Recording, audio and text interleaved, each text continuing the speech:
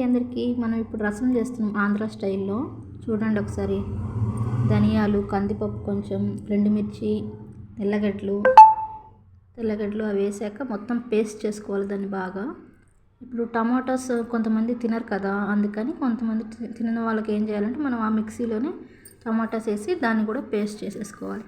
ఇప్పుడు కనిపిస్తుంది కదా చింతపండు, కొంచెం చింతపండు తీసుకున్నాను. దాన్ని ఇలాగ మెత్తగా చేసుకోవాలి, మొత్తం వాటర్ వేసి కొంచెం అలా మెత్తగా చేసుకున్నాక ఆ పేస్ట్ అనేది దీంట్లో వేసేసేయాలి. వాటర్లో చింతపండు వాటర్ ఉన్నాయి కదా, దాంట్లో వేసేసేయాలి.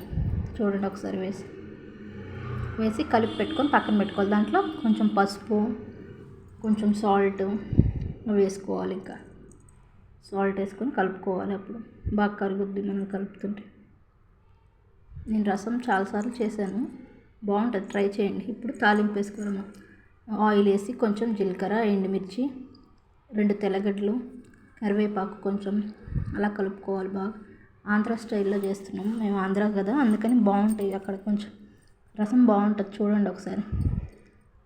ఎవరి వంటలు వాళ్ళవి, కాకపోతే మన సైడ్ బాగుంటుంది రసం. అంటే తాగితే మంచిదని రసం కూడా తాగుతుంటారు చాలామంది, జీర్ణానికి మంచిదని.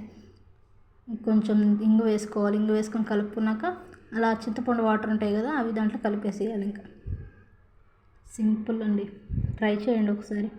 బాగా కొంచెం సేపు మరగనివ్వాలి. చూడండి ఒకసారి. అలా మరిగాక మనం బాగా మరుగుతున్నప్పుడు లాస్ట్లో మరిగినాక మొత్తం కొంచెం కొత్తిమీర వేసుకుంటాం గార్నిషింగ్కి. అంటే కొత్తిమీర వేస్తే కొంచెం వాసన బాగుంటుందని, అంతే. చాలా బాగుంటుంది, చూడండి ఒకసారి.